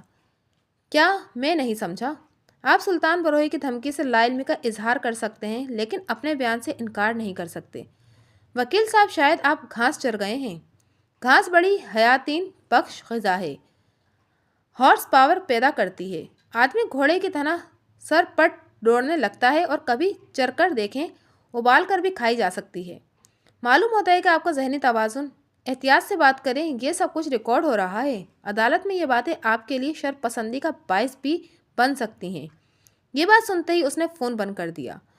جہاں تک بیگم سجاد علی کا تعلق تھا، اسے میرا طریقہ کار پسند نہیں آیا تھا۔ 4 روز کے بعد سعادت علی میرے دفتر آیا اور رسمی کلمات کے بعد بولا، بیگ صاحب، آپ کی کارروائی کا خاطر خواہ اثر ہوا ہے۔ اس روز کے بعد وہ ڈاکو ہمارے گھر نہیں آئے۔ تاہم علی احمد نے ہمارے خلاف کیس کر دیا ہے۔ یہ سمن آج ہی موصول ہوا ہے۔ سمن کے ساتھ عرضی دعویٰ کی نقل بھی تھی۔ علی احمد نے یا اس کے وکیل نے جو موقف اختیار کیا تھا اس کا خلاصہ یہ ہے۔ درخواست گزار کے مطابق اس نے کچھ عرصے قبل خواجہ منصور احمد کی کمپنی میں شراکت کی بنیاد پر 7 لاکھ روپے انویسٹ کیے تھے۔ یہ سرمایہ خواجہ صاحب کی ایک ذیلی کمپنی جس کا نام یونین ٹریڈرز ہے اور جو قسطوں پر کاریں فروخت کرتی ہے میں استعمال کیا جا رہا تھا۔ کچھ عرصے قبل خواجہ صاحب نے بعض وجود کی بنا پر یہ کاروبار بند کر دیا اور درخواست گزار کو اس کا حصہ مال کی صورت میں واپس کر دیا۔ یہ مال قسطوں پر فروخت شدہ کاروں کی صورت میں تھا۔ قسطوں کی صورت میں جو رقم وصول ہو چکی تھی وہ خواجہ صاحب کے پاس رہیں اور جو واجب الوصول تھیں وہ درخواست گزار کے حصے میں آئیں۔ ان کاروں میں سے ایک شراٹ کار مدعی بیگم سارہ سجاد علی کے پاس تھی۔ معاہدے کی روز سے یہ کاروبار ہائر پرچیز سسٹم کے تحت کیا جا رہا تھا۔ ہائر پرچیز سسٹم کا بنیادی اصول یہ ہے کہ جب تک متعلقہ چیز کی پوری قیمت ادا نہیں ہو جاتی اس وقت تک اسے ہائر یعنی کرائے پر سمجھا جاتا ہے، اور اگر کوئی خریدار 3 ماہ تک قسطیں ادا نہیں کرتا تو اس کا سودا خود بخود منسوخ ہو جاتا ہے اور ہائر پرچیز پر دی گئی شے دوبارہ کمپنی کی ملکیت بن جاتی ہے، اور جو رقم ایسا خریدار کر چکا ہوتا ہے وہ شرائط کی روز سے کرائے میں شمار کی جاتی ہے۔ بیگم سجاد علی نے 8 ماہ سے قسطیں ادا نہیں کیں۔ جب ہمارا آدمی گاڑی کا قبضہ لینے ان کے پاس پہنچا تو انہوں نے غنڈوں اور اپنے بیٹوں سے اسے پٹوا کر گھر سے نکال دیا۔ لہٰذا درخواست گزار عدالت سے استدعا کرتا ہے کہ مدعی علیہ سے اس کی شراٹ کار واپس دلائی جائے۔ عرضی دعویٰ پڑھنے کے بعد میں نے سعادت علی سے پوچھا، کیا آپ نے علی احمد کی عرضی پڑھ لی ہے؟ نہیں، اس نے جواب دیا، میں اسے لے کر سیدھا آپ کے پاس آ گیا ہوں، پڑھنے کا موقع ہی نہیں ملا۔ میں نے کاغذات اس کی طرف بڑھائے اور کہا پہلے اسے پڑھ لیں پھر بات کرتے ہیں۔ عرضی دعویٰ پڑھنے کے بعد وہ فکر مند نظر آنے لگا۔ میں نے پوچھا کیا یہ ہائر پرچیز والی بات صحیح ہے؟ ہاں، اس نے جواب دیا، ہے تو صحیح۔ کیا ایگریمنٹ میں یہ شرط موجود ہے کہ 3 ماہ تک قسطیں ادا نہ کرنے کی صورت میں سودا منسوخ سمجھا جائے گا؟ ہاں، یہ شرط بھی ہے، لیکن خواجہ صاحب نے ہمیں یقین دلایا تھا کہ یہ سب رسمی شرطیں ہیں۔ جب بات عدالت میں پہنچ جائے تو پھر لکھی ہوئی شرطیں رسمی نہیں رہتی۔ کیا یہ صحیح ہے کہ آپ نے 8 ماہ تک قسطیں ادا نہیں کی؟ صحیح تو ہے، لیکن اس وقت خواجہ صاحب کا کاروبار ڈانوا ڈول ہو رہا تھا۔ ہم نے سوچا کہ سوچی ہوئی باتوں کو ابھی چھوڑیں۔ شروع میں آپ نے ایک کچی رسید کا ذکر کیا تھا، وہ کہاں ہے؟ وہ خواجہ صاحب نے واپس لے لی تھی۔ انہوں نے کہا تھا کہ وہ پکی رسید بنا دیں گے، لیکن بعد میں ان کا دفتر بند رہنے لگا اور پھر وہ اغوا ہو گئے۔ جو رسید میں نے چند روز پہلے خواجہ صاحب سے حاصل کی ہے، کیا وہ کام نہیں آ سکتی؟ کام تو آ سکتی ہے، میں نے جواب دیا، لیکن یہ نئی تاریخ کی رسید ہے۔ اگر پرانی تاریخ کی رسید ہوتی تو زیادہ اچھا ہوتا۔ بہرحال اندیشے کی کوئی بات نہیں ہے، آپ یہ فائل میرے پاس چھوڑ جائیں، میں 1-2 روز میں جواب دعویٰ داخل کر دوں گا۔ اس نے مایوسی سے سر ہلایا اور بولا اب مقدمہ جیتنے کا امکان نظر نہیں آتا۔ یہ کارروائی انہوں نے رجسٹریشن آفس کا نوٹس ملنے کے بعد کی ہے۔ ایک بات اور ہے، مجھے یقین ہے کہ یہ لوگ خواجہ صاحب سے بھی ملے ہوں گے اور اب خواجہ صاحب ہمارے فیور میں بیان نہیں دیں گے۔ سعادت صاحب، میں نے کبھی بیانات پر انحصار نہیں کیا۔ میں جرا کے دوران اپنی ضرورت کی باتیں اگلوا لیا کرتا ہوں۔ آپ ایک کام کریں، یہ پتہ کریں کہ خواجہ صاحب کی اغوا کی رپورٹ کس تھانے میں درج کروائی گئی تھی اور اغوا کا شک کن لوگوں پر ظاہر کیا گیا تھا، بلکہ FIR کی نقل نکلوا لیں۔ میں کوشش کرتا ہوں، اس نے اٹھتے ہوئے کہا، لیکن اب بھاگ دوڑ کا کچھ فائدہ نظر نہیں آتا۔ فی الحال آپ اس سمن کا ہمارے گھر والوں سے ذکر نہ کریں، وہ پہلے ہی میری پالیسی کے خلاف تھے۔ اس دعوے کو پڑھ کر سارے الزام میرے سر تھوپ دیں گے، بلکہ اب تو مجھے بھی یہی محسوس ہو رہا ہے کہ غلطی میری تھی۔ اگر ہم علی احمد سے سودے بازی کر لیتے تو وہ ضرور کم رقم لینے پر آمادہ ہو جاتا، کم از کم وہ رقم تو بچ جاتی جو ہم قسطوں کی صورت میں ادا کر چکے ہیں۔ اب گاڑی کے علاوہ آپ کی فیس بھی دینی پڑے گی۔ سودے بازی تو اب بھی ہو سکتی ہے، لیکن میں آپ کو ایسا مشورہ نہیں دوں گا، اور یہ جو آپ کو اپنی باتیں چھپانے کی عادت ہے نا، یہ عادت اچھی نہیں ہے۔ انسان کو اپنوں کے ساتھ اعتماد کا رشتہ قائم کرنا چاہیے۔ غیروں سے بے شک اپنی باتیں چھپائیں، لیکن اپنوں سے نہیں۔ انسان اپنی غلطی فوراً تسلیم کر لے تو اسے ایک دفعہ شرمندہ ہونا پڑتا ہے، اگر چھپا لے تو 100 دفعہ شرمندہ ہونا پڑتا ہے، اور ذہن پر الگ بوجھ رہتا ہے۔ میں اس عرضی دعویٰ کی نقل کروا دیتا ہوں، اسے آج ہی گھر والوں کو دکھا دیں، کیونکہ جب جواب دعویٰ پہ آپ کی والدہ کے دستخط ہوں گے، انہیں اس کام کا پورا علم ہونا چاہیے۔ چلیے، ایک تو کام کی بات معلوم ہوئی۔ میں نے چپراسی بھیج کر عرضی دعویٰ کی فوٹو کاپی کروائی اور اس کے حوالے کر دی۔ بیگم سجاد علی نے جواب دعویٰ پر دستخط کرنے میں کافی پس و پیش سے کام لیا۔ وہ عدالت میں نہیں جانا چاہتی تھی۔ میں نے اسے بتایا کہ اس کی جگہ اس کا بیٹا پیش ہو سکتا ہے۔ اس نے پوری طرح مطمئن ہونے کے بعد دستخط کر دیے۔ اگلے روز میں نے اس کی طرف سے سعادت علی کے نام پاور آف اٹارنی تیار کروا کے اس پر بھی دستخط کروا لیے۔ خواجہ صاحب کے بارے میں سعادت علی کا اندازہ صحیح نکلا۔ علی احمد نے گواہوں کی جو فہرست دی تھی، اس میں خواجہ صاحب کا نام بھی شامل تھا۔ اس کے علاوہ 3 نام اور تھے، جن میں سلطان بروہی اور وزیر علی کا نام بھی تھا۔ سلطان بروہی کو علی احمد نے اپنا ملازم ظاہر کیا تھا۔ عدالت کی کارروائی شروع ہوئی تو سب سے پہلے یہی شخص گواہی کے کٹہرے میں آیا۔ اس نے کپڑے کی سفید ٹوپی پہن رکھی تھی اور شریف آدمی نظر آنے کی کوشش کر رہا تھا۔ اس کی داڑھی بھی کم خوفناک لگ رہی تھی۔ اس نے سچ بولنے کا حلف اٹھانے کے بعد کہا، میں علی احمد سولنگی کا ملازم ہوں اور قسطوں پر فروخت شدہ سامان کی قسطیں وصول کرتا ہوں۔ بیگم سجاد علی نے میرے مالک سے قسطوں پر ایک سبز رنگ کی شراٹ کار خریدی تھی۔ سولنگی صاحب نے مجھے بتایا تھا کہ بیگم سجاد علی نے 7-8 مہینے سے قسطیں ادا نہیں کی ہیں، اس لیے ان سے گاڑی واپس لائی جائے۔ انہوں نے فون پر بیگم صاحبہ سے بات کر لی تھی اور بیگم صاحبہ نے وعدہ کیا تھا کہ وہ گاڑی واپس کر دیں گی۔ میں نے ان کے بنگلے کے 3-4 چکر لگائے، مگر وہ ہر مرتبہ کوئی بہانہ کر کے ہمیں ٹال دیتی تھیں، جس کی وجہ سے ہمیں مالک کی ڈانٹ سننا پڑتی تھی۔ میرے ساتھ وزیر علی نامی ملازم بھی جاتا تھا۔ اس طرح کرتے کرتے 15-20 دن گزر گئے۔ بیگم صاحبہ خود گیٹ پر نہیں آتی تھی، کبھی ان کا ملازم گیٹ پر آتا اور کبھی کوئی بیٹا۔ یہ لوگ ہمیں ٹال کر واپس بھیج دیتے۔ کبھی بولتے بیگم صاحبہ آرام کر رہی ہیں، کبھی بولتے پارٹی میں گئی ہیں، اور کبھی کچھ بولتے مالک کا ہمیں آرڈر تھا کہ ہمیں کسی گاہک کے ساتھ سختی سے بات نہیں کرنا، نہ ہی کوئی جھگڑا کرنا ہے، اس لیے ہم خاموشی سے واپس چلے آتے۔ آخری مرتبہ بیگم صاحبہ کا بیٹا سعادت علی گیٹ پر آیا۔ اس نے وزیر علی کو باہر کھڑا کیا اور مجھ کو اندر لے گیا۔ میں سمجھا یہ لوگ مجھ سے بات کرنا چاہتے ہیں۔ اس روز گھر میں کوئی عورت نہیں تھی۔ کمرے میں کل 5 آدمی کھڑے تھے۔ انہوں نے مجھے گھیر لیا اور مارنا شروع کر دیا۔ میں نے شور مچایا تو وزیر علی میری آواز سن کر اندر پہنچ گیا۔ ان لوگوں نے اس کو بھی مارا اور دھمکی دی کہ اگر ہم دوبارہ ان کے بنگلے پر آئے تو وہ ہمیں جان سے مار ڈالیں گے۔ پھر انہوں نے ہمیں دھکے دے کر باہر نکال دیا۔ اس کا بیان ختم ہوا تو وکیل استغاثہ نے کہا، مسٹر بروہی، تم نے کہا ہے کہ جن لوگوں نے تمہیں مارا پیٹا ان کی تعداد 5 تھی۔ کیا تم نے ان کو پہلے بھی کبھی دیکھا تھا؟ ان میں سے 3 کو تو میں اچھی طرح جانتا ہوں۔ ایک تو اس وقت عدالت میں موجود ہے، اس کا نام سعادت علی ہے۔ دوسرے 2 اس کے بھائی تھے، ان کے نام رفاقت اور امانت ہیں۔ باقی 2 آوارہ چھوکرے معلوم ہوتے تھے، ان 2 کو میں نہیں جانتا۔ اگر وہ تمہارے سامنے آ جائیں تو کیا تم ان کو پہچان سکو گے؟ اگر ان کا حلیہ وہی ہوا تو پہچان لوں گا۔ وکیل استغاثہ صرف 2 سوال کرنے کے بعد اپنی سیٹ پر جا بیٹھا۔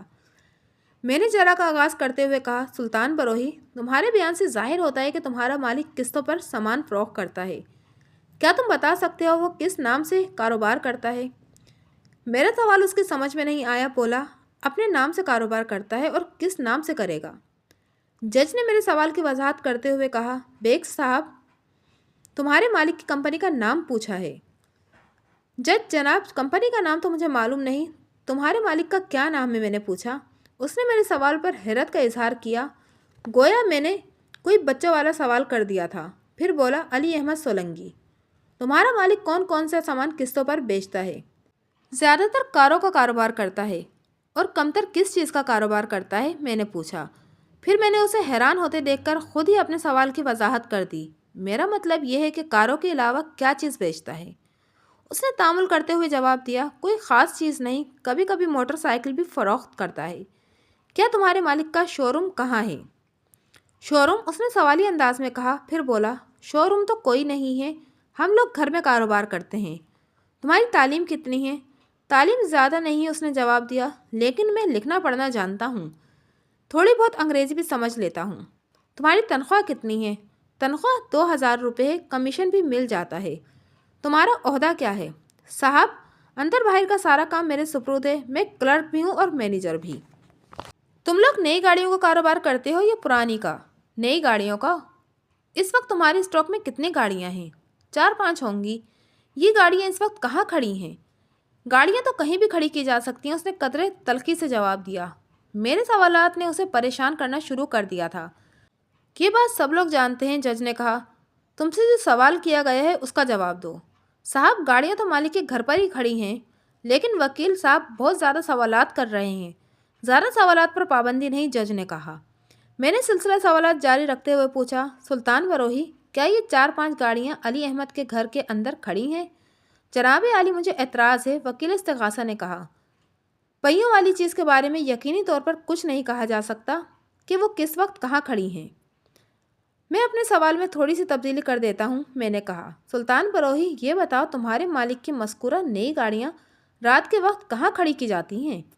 اس نے اپنے وکیل کی طرف دیکھا اور اسے خاموش پا کر بولا، رات کو 2-3 گاڑیاں گھر کے اندر کھڑی کر دیتے ہیں اور باقی باہر گلی میں۔ سلطان بروہی، تم نے اپنے بیان میں کہا ہے کہ قسطوں کی وصولی کا کام تمہارے ذمے ہے۔ کیا تم اس عدالت کو بتاؤ گے کہ ہر مہینے تمہیں قسطوں کی وصولی کے سلسلے میں کتنے لوگوں کے پاس جانا پڑتا ہے؟ اب اس کے چہرے پر نمایاں پریشانی نظر آنے لگی تھی۔ کچھ دیر سوچنے کے بعد بولا، تقریباً 5-6 گھروں پر جانا پڑتا ہے۔ کیا رسید بھی تم ہی دیتے ہو؟ اس نے جھنجھلا کر کہا، یہ بھی کوئی پوچھنے والی بات ہے، جو آدمی پیسے وصول کرتا ہے وہی رسید دیتا ہے۔ یعنی تم خود رسید دیتے ہو؟ میں نے کہا، ذرا سوچ کر بتاؤ، کیا یہ رسید سادہ ہوتی ہے کمپنی کے چھپے ہوئے فارم پر؟ اس نے عقل مندی کا مظاہرہ کرتے ہوئے جواب دیا، کمپنی کے چھپے ہوئے فارم پر۔ مسٹر بروہی، ابھی تم نے اقرار کیا ہے کہ تم کو لکھنا پڑھنا جانتے ہو اور تھوڑی بہت انگریزی بھی سمجھ لیتے ہو۔ کیا تم اس عدالت کو بتاؤ گے کہ اس چھپی ہوئی رسید بک پر کمپنی کا نام کیا لکھا ہوا ہے؟ نام؟ اس نے گھبرا کر کہا، نام سولنگی کار کمپنی ہے۔ سولنگی کار کمپنی؟ میں نے کہا، کیا تم بتا سکتے ہو کہ اس کمپنی کے کتنے مالک ہیں؟ ایک ہی مالک ہے، علی احمد سولنگی۔ مسٹر بروہی، تم نے بتایا ہے کہ تم ہر مہینے 5-6 گھروں پر رقم وصول کرنے جاتے ہو۔ کیا تم ان میں سے 3 افراد کے نام بتا سکتے ہو؟ ذرا سوچ کر جواب دینا۔ میں عدالت سے یہ درخواست کر سکتا ہوں کہ ان لوگوں کو گواہی کے لیے طلب کیا جائے۔ مجھے کسی کا نام یاد نہیں ہے۔ اس کے جوابات سے عدالت پر یہ بات واضح ہو چکی تھی کہ وہ جھوٹ بول رہا تھا۔ علی احمد سولنگی نہ تو کسی کار کمپنی کا مالک تھا اور نہ ہی قسطوں پر سامان دینے کا کاروبار کرتا تھا۔ مسٹر بروہی، کیا یہ صحیح ہے کہ علی احمد کا ایک سرکاری افسر بھی ہے؟ جج: جی صحیح ہے۔ مسٹر بروہی، تم ایک سمجھدار اور سوجھ بوجھ رکھنے والے آدمی ہو۔ تمہیں یہ بات یقین معلوم ہوگی کہ کوئی سرکاری افسر سرکاری ملازمت میں رہتے ہوئے کاروبار نہیں کر سکتا۔ کیا تمہارے اس بیان سے علی احمد کی سرکاری حیثیت پر اثر نہیں پڑے گا؟ میں یہ بات نہیں جانتا۔ میں نے جرح ختم کر دی۔ دوسرے نمبر پر وزیر علی گواہی دینے کے لیے آیا۔ اس نے سچ بولنے کا حلف اٹھانے کے بعد کہا، میں علی احمد سولنگی کا ملازم ہوں اور سلطان بروہی کے ساتھ مل کر باہر کے کام کرتا ہوں۔ ایک عورت نے سولنگی صاحب سے کار قسطوں پر خریدی تھی، لیکن اس نے قسطیں دینی بند کر دیں۔ ہم سولنگی صاحب کے حکم پر ان کے گھر سے کار واپس لینے گئے تھے۔ عورت کے بیٹوں نے ہمیں پکڑ کر مارا اور دھکے دے کر بنگلے سے باہر نکال دیا۔ اس کا بیان ختم ہوا تو وکیل استغاثہ نے پوچھا، جس عورت کا تم نے ذکر کیا ہے اس کا نام کیا ہے؟ اس کا نام بیگم سجاد علی ہے۔ جن لوگوں نے تمہیں اور سلطان بروہی کو مارا، ان کی تعداد کتنی تھی؟ وہ کل 5 تھے۔ 3 بیگم سجاد علی کے بیٹے تھے اور 2 باہر کے آدمی تھے۔ وہ بدماش معلوم ہوتے تھے۔ کیا تم ان لوگوں کو پہچان سکتے ہو؟ 3 کو تو اچھی طرح پہچانتا ہوں۔ یہ تینوں بیگم سجاد علی کے بیٹے تھے۔ 2 کو نہیں پہچان سکتا۔ وہ رٹا ہوا بیان دے رہا تھا۔ وکیل استغاثہ چند سوالات کے بعد اپنی سیٹ پر جا بیٹھا۔ میں نے جرح کا آغاز کرتے ہوئے پوچھا، وزیر علی، تم کب سے اس کمپنی میں ملازمت کر رہے ہو؟ وہ پہلے ہی سوال پر الجھن کا شکار ہو گیا۔ بولا، کون سی کمپنی؟ یہی جو قسطوں کی پر کاریں فروخت کرتی ہے۔ یہ دوسرا نہیں، پہلا مہینہ ہے۔ تمہیں تنخواہ کتنی ملتی ہے؟ 1000-1200 روپے مل جاتے ہیں۔ 1000 یا 1200؟ میں نے پوچھا۔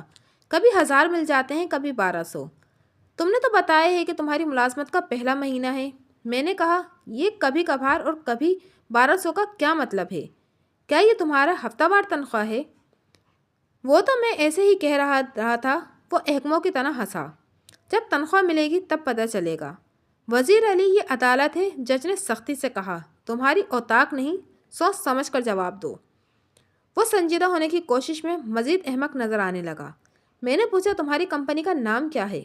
صاحب، ہم تو صرف سولنگی صاحب کو جانتا ہے، کمپنی کا ہمیں پتہ نہیں ہے۔ سولنگی صاحب کس قسم کے مکان میں رہتے ہیں؟ کرائے کے فلیٹ میں۔ اگلے سوال کے جواب میں اس نے کہا کہ مذکورہ فلیٹ 3ری منزل پر ہے اور اس میں 3 کمرے ہیں۔ اس کے جواب سے سلطان بروہی کی 2 رک گوئی مزید واضح ہوئی، جس نے کہا تھا کہ سولنگی 3 کاریں مکان کے اندر اور 2 گلی میں کھڑی کرتا ہے۔ میں نے کہا، وزیر علی، تم نے بتایا ہے کہ تم اور سلطان بروہی باہر کے کام کرتے ہو۔ کیا تم اس عدالت کو بتاؤ گے کہ ان کاموں کی نوعیت کیا ہے؟ نوعیت کیا ہوتی ہے؟ اس نے پوچھا۔ میرا مطلب یہ کہ کس قسم کے کام ہیں۔ ہم لوگ سامان وغیرہ خریدتے ہیں، کوئی قرض دار پیسے واپس نہیں کرے تو اس کے پاس بھی جاتے ہیں۔ علی احمد سولنگی کے پاس اس وقت کتنی کاریں ہیں؟ ان کے پاس تو کوئی کار نہیں ہے۔ سلطان بروہی کی 5 کاروں والی بات بھی جھوٹی نکلی تھی۔ کیا یہ صحیح ہے کہ تمہارا مالک قسطوں پر کاریں فروخت کرتا ہے؟ میں باہر کے کام کرتا ہوں، اس نے جواب دیا۔ مجھے اندر کی باتیں معلوم نہیں ہیں۔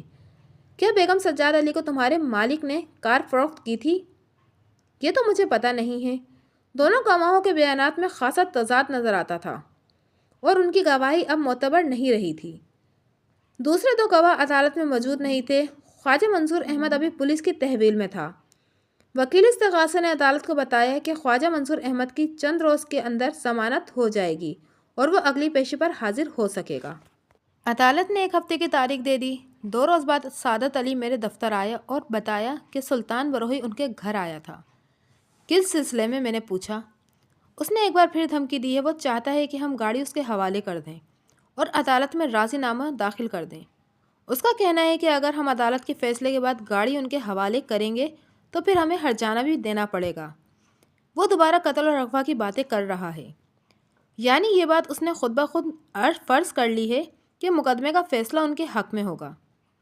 اس کی باتوں سے تو یہی ظاہر ہوتا ہے، میرا چھوٹا بھائی بھی یہی کہتا ہے کہ ہماری کیس میں کوئی جان نہیں ہے۔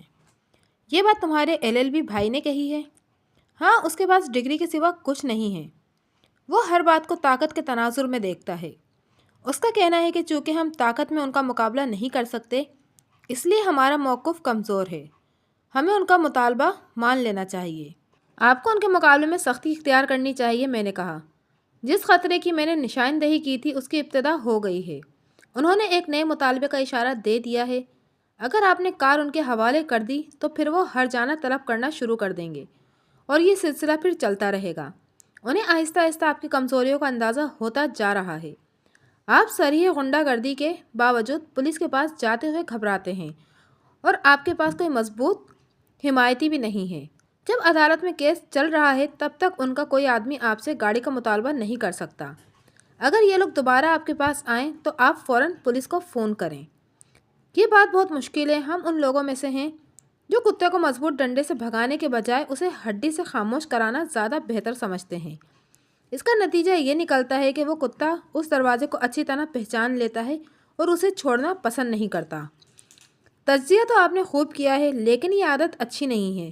راستے بدلنے کی کوشش کریں۔ اور ہاں، آپ نے خواجہ صاحب کی اغوا کی رپورٹ کے بارے میں پتہ کیا؟ اس نے جیب میں سے ایک کاغذ نکال کر میری طرف بڑھایا۔ بولا، میں FIR کی نقل لے آیا ہوں۔ اتنے سے کاغذ کے لیے کافی پیسے خرچ کرنے پڑے۔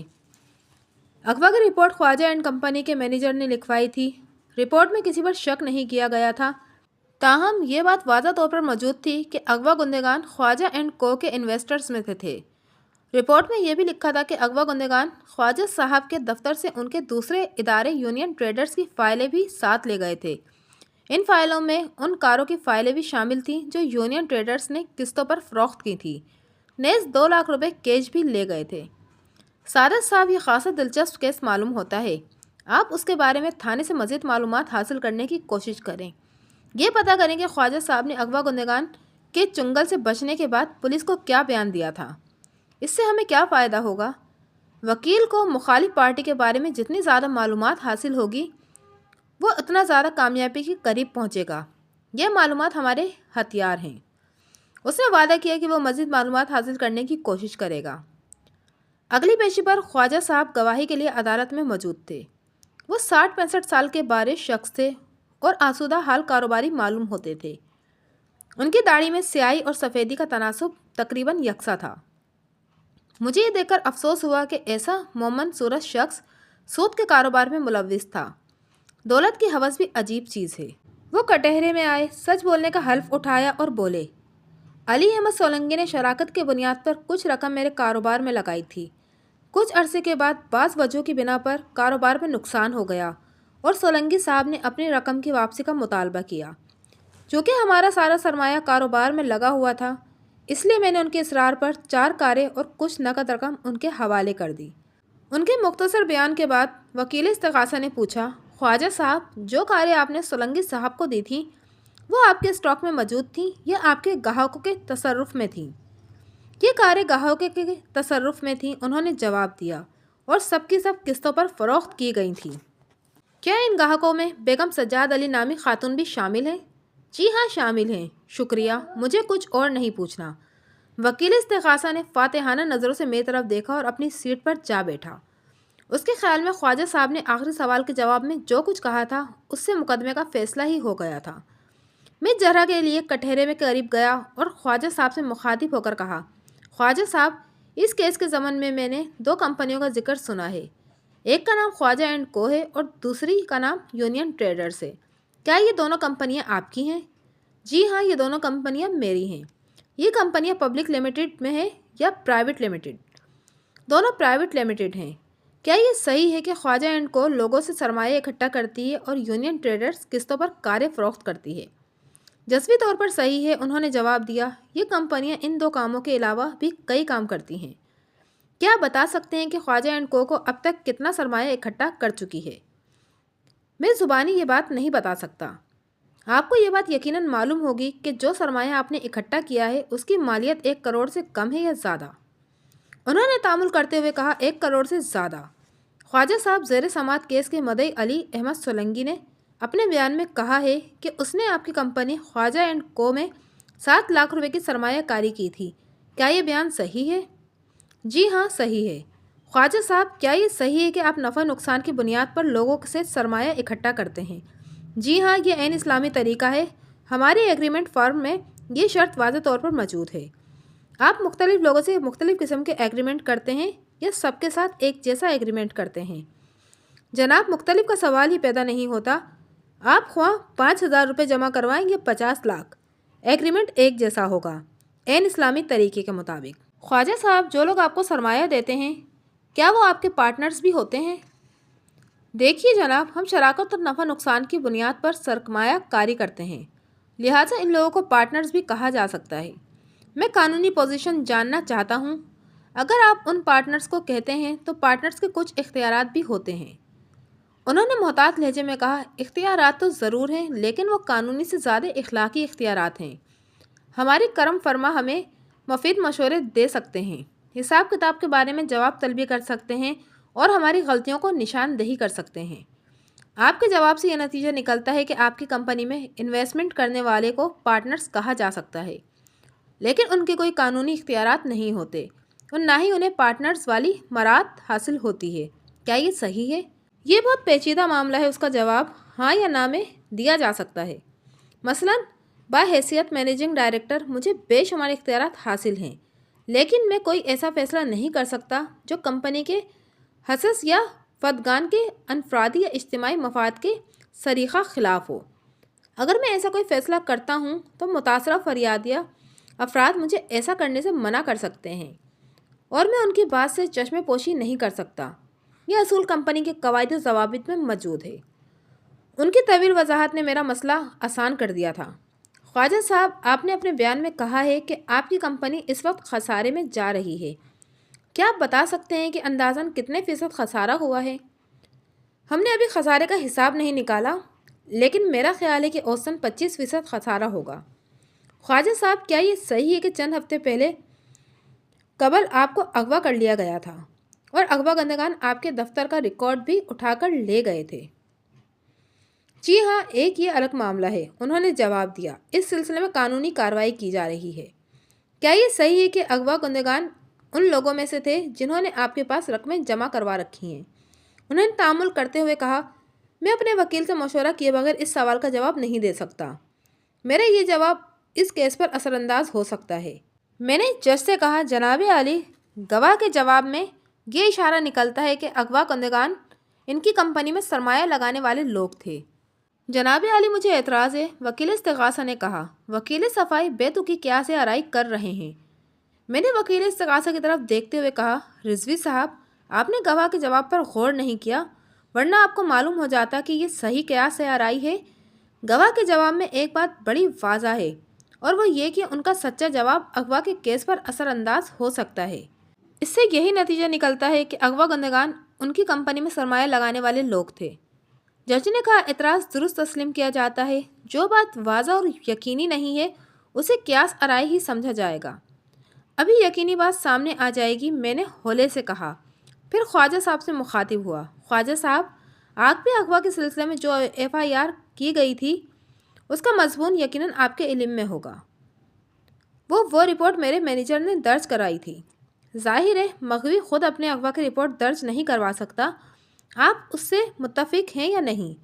उन्होंने मेरे सवाल से बचने की कोशिश करते हुए कहा, अभी तो वो केस अभी अपने इब्तदाई स्टेज पर है। क्या आप ये कहना चाहते हैं कि केस की इंतहाई स्टेज पर पहुंचकर आप FIR के बारे में गौर करेंगे? मेरा ये मतलब नहीं है। मैं दोबारा सवाल करता हूं कि आप FIR के मज़मून से मुत्तफ़िक हैं या नहीं? वो समझ गए कि मेरे पास FIR की नकल मौजूद है। अगर वो FIR के मज़मून से इत्तेफाक ना करते तो ये बात यकीनन अगवा के केस पर असरअंदाज हो सकती थी। लिहाजा उन्होंने कहा कि उन्हें FIR के मज़मून से पूरा इत्तेफाक है। मैंने कहा, आपके इस इकरार के बाद मैं एक सवाल दोबारा करना चाहता हूँ। क्या ये सही है कि अगवा गंदगान उन लोगों में से थे जिन्होंने आपके पास रकमें जमा करवा रखी थी? उन्होंने बाज़ मजबूरी जवाब दिया, जी हाँ, FIR में यही लिखा है। میں نے کہا FIR میں یہی لکھا ہے اور آپ FIR سے پوری طرح متفق ہیں۔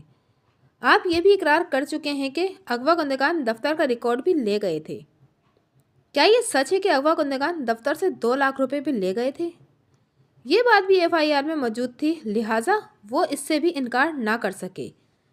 جی ہاں، یہ صحیح ہے۔ خواجہ صاحب، اغوا کنندگان جو ریکارڈ ساتھ لے گئے تھے، کیا ان میں کاروں کے کاغذات بھی شامل تھے؟ اس سوال نے انہیں الجھن میں ڈال دیا، جیسا کہ آگے چل کر واضح ہوگا۔ یہ نہایت اہم اور بنیادی سوال تھا۔ خواجہ صاحب کو اس سوال کی اہمیت کا اندازہ ہو گیا، لیکن وہ انکار نہ کر سکے۔ انہوں نے اقرار کیا کہ مذکورہ ریکارڈ میں کاروں کے کاغذات بھی شامل تھے۔ میں نے سلسلہ سوالات جاری رکھتے ہوئے کہا، خواجہ صاحب، میں نے اغوا کے کیس کے بارے میں کچھ معلومات حاصل کی ہیں۔ ان کے مطابق پولیس ابھی تک اغوا کنندگان کو گرفتار نہیں کر سکی، لہٰذا دفتری ریکارڈ اور 2 لاکھ روپے کی بازیابی بھی نہیں ہو سکی۔ کیا آپ اس بات سے اتفاق کرتے ہیں؟ وہ میری بات سے اتفاق کرنے پر مجبور تھے۔ میں ان کے قریب گیا اور گہری نظروں سے ان کا جائزہ لیتے ہوئے پوچھا، خواجہ صاحب، کیا آپ اس عدالت کو بتائیں گے کہ وہ ریکارڈ جو اغوا کنندگان اپنے ساتھ لے گئے تھے، ان کا ایک حصہ اس کیس کے مدعی علی احمد سولنگی کے پاس کیسے پہنچا؟ انہوں نے پریشانی سے ادھر ادھر دیکھا اور بولے، میں اس سوال کا جواب نہیں دے سکتا۔ ٹھیک ہے، میں فی الحال اس سوال کو ایک طرف کرتا ہوں۔ میری موکلہ بیگم سجاد علی نے آپ سے قسطوں پر ایک شراٹ کار خریدی تھی، کیا یہ سچ ہے؟ جی ہاں، یہ سچ ہے۔ کیا یہ بھی سچ ہے کہ انہوں نے خواجہ اینڈ کمپنی میں 1 لاکھ روپے انویسٹ کیے تھے؟ جی ہاں، یہ بھی سچ ہے، لیکن میں نے ان کی بات کاٹتے ہوئے کہا، خواجہ صاحب، تھوڑی دیر پہلے آپ نے یہ بات واضح کی تھی کہ آپ کے قواعد و ضوابط کے مطابق ہر ممبر کے اختیار اور حقوق یکساں ہیں، خواہ اس نے 5,000 روپے جمع کروائے ہوں یا 50 لاکھ۔ جی ہاں، میں نے یہی کہا تھا۔ اس اعتبار سے بیگم سجاد علی اور علی احمد سولنگی کے حقوق بھی یکساں ہیں۔ آپ علی احمد سولنگی کو بیگم سجاد علی پر کوئی فوقیت نہیں دے سکتے، ٹھیک؟ ہاں، ٹھیک ہے۔ خواجہ صاحب، کیا یہ سچ ہے کہ آپ نے بیگم سجاد علی کا جمع شدہ 1 لاکھ روپے میں سے اس شراٹ کار کی قیمت وضع کر لی تھی جو انہوں نے قسطوں پر خریدی تھی؟ بیگم سجاد علی کا بیٹا میرے پاس آیا تھا اور جج نے قطع کلامی کرتے ہوئے کہا، خواجہ صاحب، تفصیل کی ضرورت نہیں ہے، ہاں یا نہ میں جواب دیں۔ خواجہ صاحب ہاں میں جواب دینے پر مجبور تھے کیونکہ وہ سعادت علی کو رسید دے چکے تھے۔ ہاں، میں نے سعادت علی کی درخواست پر کار کی قیمت ایڈجسٹ کر لی تھی۔ خواجہ صاحب، کیا آپ اس عدالت کو بتائیں گے کہ مذکورہ کار کی قیمت وضع کرنے کے باوجود آپ نے اس کار کے کاغذات علی احمد سولنگی کو کیوں دیے؟ میرا خیال ہے کہ میرے اسٹاف کو اس بات کا علم نہیں کہ کار کی قیمت ایڈجسٹ کی جا چکی ہے۔ جو کاریں آپ نے علی احمد سولنگی کے اختیار میں دی ہیں، ان کی واجب الوصول مالیت کتنی ہے؟ اندازاً 6 لاکھ کے قریب۔ آپ نے علی احمد سولنگی کو نقد رقم کتنی دی ہے؟ 2 لاکھ روپے۔ انہوں نے بے خیالی میں جواب دیا۔ ان کے چہرے پر فوراً ہی ایسے تاثرات ابھر آئے جن سے یہ معلوم ہوتا تھا کہ انہیں اس جواب پر افسوس ہوا تھا۔ خواجہ صاحب، کیا آپ ممبران کو ماہ بہ ماہ منافع تقسیم کرتے ہیں؟ جی ہاں۔ علی احمد سولنگی نے کتنا عرصہ قبل آپ کے پاس رقم جمع کرائی تھی؟ تقریباً 6 ماہ قبل۔ گویا آپ نے انہیں کم از کم 5 ماہ تک منافع دیا ہوگا۔ ہاں، تقریباً۔ یقینی بات ریکارڈ دیکھ کر ہی بتائی جا سکتی ہے۔ خواجہ صاحب، اب سے سوال میں کرنے لگا ہوں، وہ آپ کی خاص توجہ چاہتا ہے۔ آپ نے اقرار کیا ہے کہ آپ نفع نقصان کی بنیاد پر لوگوں سے سرمایہ لیتے ہیں۔ آپ نے یہ بھی بتایا ہے کہ آپ کو تقریباً 25% نقصان ہوا ہے۔ اس حساب سے علی احمد سولنگی کے ساتھ 7 لاکھ روپے 25% نقصان وضع کرنے کے بعد 5,25,000 روپے رہ گئے ہیں۔ آپ نے انہیں 2 لاکھ روپے نقد اور 6 لاکھ روپے کی کاریں دی ہیں۔ جو عبوری منافع انہیں دیا جاتا رہا ہے وہ اس کے علاوہ ہے۔ کیا آپ اس عدالت کو بتائیں گے کہ آپ نے اس خاص ممبر کو اس کے بیلنس سے زیادہ رقم کیوں دی؟ یہ سب کچھ ہنگامی صورت کے تحت ہوا ہے۔ جج نے پوچھا، ہنگامی صورت سے آپ کی کیا مراد ہے؟ میں اس کی وضاحت نہیں کر سکتا، صرف اتنا عرض کروں گا کہ ہمارا کاروبار اس وقت افراتفری کا شکار ہے۔ میں نے سلسلہ سوالات جاری رکھتے ہوئے کہا، خواجہ صاحب، بعض اوقات 2 حقیقتوں کو ملانے سے ایک تیسری حقیقت سامنے آ جاتی ہے۔ پہلی حقیقت یہ ہے کہ آپ کاروں کے کاغذات اغوا کنندگان اٹھا کر لے گئے تھے۔ دوسری حقیقت یہ ہے کہ یہی کاغذات علی احمد سولنگی کے قبضے میں ہیں۔ ان 2 حقیقتوں کو ملانے سے تیسری حقیقت یہ سامنے آتی ہے کہ آپ کے اغوا میں علی احمد سولنگی کا ہاتھ تھا۔ آپ اس سلسلے میں کیا کہتے ہیں؟ ख्वाजा साहब बुरी तरह झुंझला गए, गुस्से से बोले, बेग साहब, इसमें कोई शक नहीं कि आप बहुत अच्छे वकील हैं। आपने मुझे बड़ी खूबसूरती से कॉर्नर कर लिया है, लेकिन आप एक चौथी हकीकत को नज़रअंदाज कर रहे हैं, और वो है इंसान की सलामती। जब इंसान की सलामती को तहफ़्फ़ुज़ देने वाले इदारे बेबस नज़र आते हों तो इंसान को खुद ही कुछ करना पड़ता है। और ये बात यकीनन आपके इल्म में होगी कि ज़िंदगी बचाने के लिए बाज़ सूरतों में हराम शे भी हलाल हो जाती है।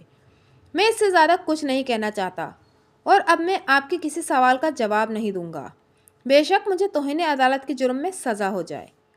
जज ने उन्हें डांटते हुए कहा, मिस्टर ख्वाजा मंजूर, ज़्यादा जज्बात में आने की ज़रूरत नहीं। अपने बयान को गवाही तक महदूद रखिए, वरना मैं आपको वाकई तौहीन अदालत के जुर्म में सज़ा दे दूंगा। आपके बयान से ये ज़ाहिर होता है कि आपने धमकी में आकर बेगम सज्जाद अली की कार के कागजात मदई के हवाले किए हैं। इस ज़मन में आप क्या कहते हैं? जनाब अली, मैं अपने रवैये पर माफ़ी चाहता हूँ, ख्वाजा साहब ने कहा। अगर आप इजाज़त दें तो मैं चंद मिनट के लिए आपके साथ चैम्बर में बात करना चाहता हूँ। आपको जो कुछ कहना है वो अदालत में कहिए, जज ने कहा। बेग साहब, आप कोई और सवाल तो नहीं करना चाहते? जी नहीं, मैं अपनी जरह मुकम्मल कर चुका हूँ। जज ने केस की समाअत 2 रोज़ के लिए मुलतवी कर दी और उठकर चैम्बर में चला गया। हाज़रीन बाहर निकलकर इधर उधर बिखर गए। जाते जाते मेरी नज़र ख्वाजा साहब पर पड़ी। मैंने देखा अदालत का चपड़ासी राज़दाराना लहजे में उनके साथ बात कर रहा था। मैं बज़ाहिर अपने ध्यान में सीधा आगे निकल गया, लेकिन कुछ दूर जाकर रुका और खाली अदालत के दरवाजे में ठहर कर ख्वाजा साहब की तरफ देखने लगा। चपड़ासी बात ख़त्म करके वापस चला गया। ख्वाजा साहब ने बरामदे में एक चक्कर लगाया, इधर उधर देखते हुए वापस मुड़े और जज के चैम्बर में दाखिल हो गए। इसका मतलब ये था कि जज उनका मसला समझ गया था। अगली पेशी 2 रोज़ के बाद थी। सूरत हाल पूरी तरह हमारी तायद में थी। मैंने सादत को ताकीद की कि वो घर वालों को मुकदमे की कार्रवाई से आगाह कर दे और उनसे कह दे कि अब वो अली अहमद या उसके किसी आदमी से कोई समझौता ना करें। अगली पेशी पर अली अहमद सोलंकी जरह के लिए पेश हुआ। वो अजीब से होलिये में था। उसने सफ़ेद पतलून, गहरे रंग की टी शर्ट और पीके पहन रखी थी। यूँ मालूम होता था जैसे वो घर से मुर्गाबियों के शिकार पर निकला था। जब मैं जरह करने उसके करीब गया तो उसने तंजिया मुस्कुराहट के साथ मेरी तरफ देखा और होले से बोला, बेग साहब, आप अपना टेप रिकॉर्ड साथ नहीं लाए? मैंने उसके करीब होकर धीमी आवाज़ में कहा, मैं टेप रिकॉर्ड के बगैर ही आदमी का रिकॉर्ड लगा लिया करता हूँ। अदालत की कार्रवाई शुरू हुई। रस्मी कार्रवाई के बाद मैंने जरह का आगाज़ करते हुए कहा, सोलंकी साहब, आपने अपनी अर्जी दावा में कहा है कि आप ख्वाजा साहब के पार्टनर थे। क्या आप इस अदालत को बताएंगे कि ये किस नौइयत की पार्टनरशिप थी? जनाब, मैं पार्टनरशिप एक्सपर्ट नहीं हूँ, उसने जवाब दिया। ना ही मुझे पार्टनरशिप की किस्मों का इल्म है। मैंने ख्वाजा साहब के साथ नफ़ा और नुकसान की बुनियाद पर सीधी सादी पार्टनरशिप की थी। मुझे ये मालूम नहीं कि कानून की ज़ुबान में इसे किस किस्म की पार्टनरशिप कहा जाता है। मैंने पूछा, क्या आपके पास इस सीधी सादी पार्टनरशिप का कोई दस्तावेजी सबूत भी है? सबूत मेरे वकील के पास मौजूद है। उसके वकील ने एक स्टैम्प पेपर की नकल जज के सामने पेश की। एक नकल मुझे थमा दी। वो ख्वाजा एंड को का तबाशुदा एग्रीमेंट था। वो अपने हर मेंबर के साथ करते थे। वैसा ही एग्रीमेंट मेरी मौकला के पास भी मौजूद था। मैंने कहा, सोलंकी साहब, ये ख्वाजा एंड को का एग्रीमेंट है और कानूनी पार्टनरशिप पर पूरा नहीं उतरता, लेकिन फ़िलहाल मैं इस नुक्ते की ज़ेर बहस नहीं लाता। आप ये बताएं कि ख्वाजा एंड को के पार्टनर्स की तादाद क्या है? मुझे पार्टनर्स की सही तादाद मालूम नहीं है। गोया पार्टनर्स की तादाद खासी है और आप सबको नहीं जानते। जी हाँ, ये सही है। क्या ऐसा एग्रीमेंट रखने वाला हर शख्स कंपनी का पार्टनर है और यकसा हकूक़ का हामिल है? जी हाँ, पार्टनर्स के हकूक़ यकसा ही होने चाहिए। सोलंकी साहब, आपने नफ़ा नुकसान की बुनियाद पर यह पार्टनरशिप की थी। कंपनी के मैनेजिंग डायरेक्टर ख्वाजा मंजूर अहमद ने इस अदालत के रूबरू ये बयान दिया है कि उसके शराकती कारोबार में कम से कम 25% नुकसान हुआ है। इस ज़मन में आप क्या कहते हैं? जनाब, इसीलिए तो हमने अपना सरमाया निकाल लिया है और अब आप यही कारोबार अपने तौर पर कर रहे हैं। आप एक तरह से इसे कारोबार भी कह सकते हैं, उसने जवाब दिया। लेकिन दर हकीकत मेरे इस कारोबार की मुद्दत रकम की वसूली तक महदूद है। ख्वाजा साहब ने अपने बयान में इस अदालत को बताया है कि आपने अपना हिसाब बेबाक करने की गर्ज से ख्वाजा साहब से 2 लाख रुपए नकद और 4 कारों के हकूक़ हासिल किए हैं। ये कारें किस्तों पर फ़रोख्त की जा चुकी हैं और आपके दावे में भी उनका जिक्र मौजूद है। جی ہاں، اس معاملے میں میرے اور خواجہ صاحب کے درمیان کوئی اختلاف نہیں ہے۔ خواجہ صاحب نے یہ بھی بتایا ہے کہ ان کاروں پر واجب الوصول رقم کی مالیت 6 لاکھ روپے ہے۔ ہاں، تقریباً اتنی ہی ہوگی۔ سولنگی صاحب، آپ کی اصل رقم 7 لاکھ روپے تھی۔ کیا آپ اس عدالت کو بتائیں گے کہ آپ نے مال اور نقد کی صورت میں 8 لاکھ روپے کیوں وصول کیے؟ اس نے برہمی سے کہا، آپ کا کیا خیال ہے؟ کیا میں سود کی رقم چھوڑ دیتا؟ میں نے جلدی سے کہا، سولنگی صاحب، کیا آپ اس عدالت کو بتائیں گے کہ نفع نقصان کے اس کاروبار میں سود کا ذکر کہاں سے آ گیا؟ اس نے گھبرا کر کہا، میرا اشارہ منافع کی طرف ہے۔ سولنگی صاحب، ابھی آپ نے اعتراف کیا ہے کہ کمپنی کو خسارے میں جاتے دیکھ کر آپ نے اپنا سرمایہ نکلوا لیا تھا۔ آپ نے خواجہ صاحب کے بیان کردہ 25% خسارے پر بھی کوئی اعتراض نہیں کیا۔ چونکہ آپ نفع نقصان کے پارٹنر تھے، اس لیے آپ اپنے حصے کا نقصان برداشت کرنے کے پابند تھے۔ 7 لاکھ پر 25% کے حساب سے 2.25 لاکھ روپے بنتا ہے۔ کیا آپ اس عدالت کو بتائیں گے کہ آپ نے خواجہ صاحب سے 8 لاکھ روپے کیوں وصول کیے؟ نقصان خواجہ صاحب کی غلطیوں کے باعث ہوا ہے، میں اس میں حصے دار کیوں بنوں؟ سولنگی صاحب، اس بات کو میں فی الحال یہیں پر چھوڑتا ہوں۔ ہمیں ابھی ایک اور مسئلہ درپیش ہے۔ چند ہفتے قبل کچھ بدماشوں نے خواجہ صاحب کو اغوا کر لیا تھا اور کاروں کے کاغذات بھی ساتھ لے گئے تھے۔ پولیس کے ذرائع کے مطابق ابھی تک یہ کاغذات برآمد نہیں ہو سکے۔ کیا آپ اس عدالت کو بتائیں گے کہ یہ کاغذات آپ کے پاس کس طرح پہنچ گئے؟ مجھے خواجہ صاحب کے اغوا کے بارے میں کچھ معلوم نہیں۔ جہاں تک ان کاغذات کا تعلق ہے تو یہ خواجہ صاحب نے خود میرے حوالے کیے تھے۔ ایک بات میں آپ کو بتانا بھول گیا، خواجہ صاحب 3 اگست کو اغوا ہوئے تھے اور 9 اگست کو گھر پہنچے تھے۔ بیگم سجاد علی کی شیراٹ کار کی ٹرانسفر 8 اگست کو ہوئی تھی۔ میں نے سلسلہ سوالات جاری رکھتے ہوئے کہا، آپ نے یہ کاغذات یقیناً خواجہ صاحب سے ہی لیے ہوں گے، لیکن یہ بات وضاحت طلب ہے کہ کن حالات میں لیے۔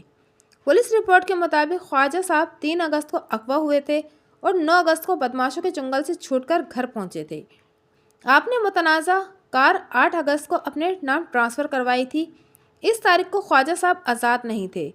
اس بات کی آپ کیا وضاحت کرتے ہیں؟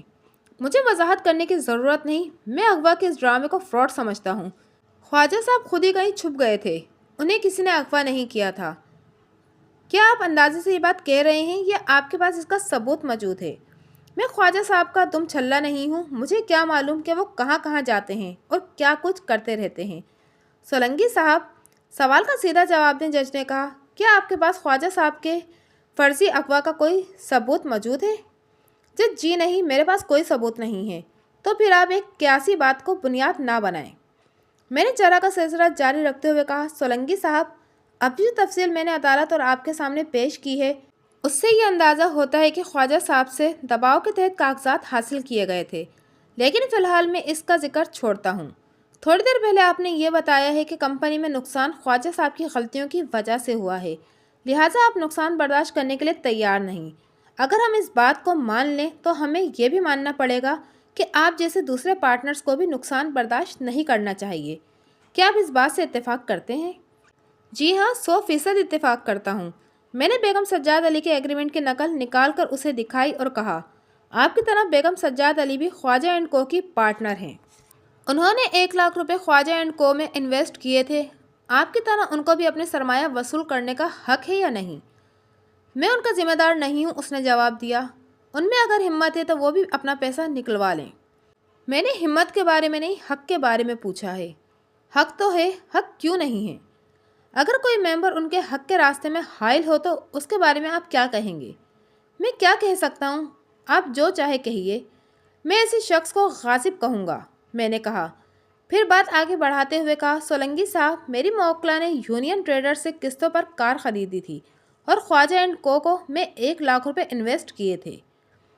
جب انہوں نے کمپنی کی حالت خراب ہوتے دیکھی تو 1 لاکھ روپے میں سے کار کی قیمت ایڈجسٹ کروا کے کار کی ملکیت حاصل کر لی، لیکن چونکہ خواجہ صاحب اغوا ہو گئے تھے اور اغوا کنندگان کاروں کے کاغذات بھی لے گئے تھے، اس لیے میری موکلہ اپنی کار کے کاغذات حاصل نہ کر سکی۔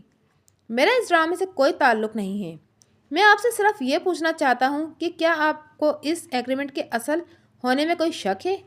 جی نہیں، مجھے کوئی شک نہیں، لیکن مجھے اور کچھ نہیں پوچھنا، میں نے کہا اور اپنی سیٹ پر جا بیٹھا۔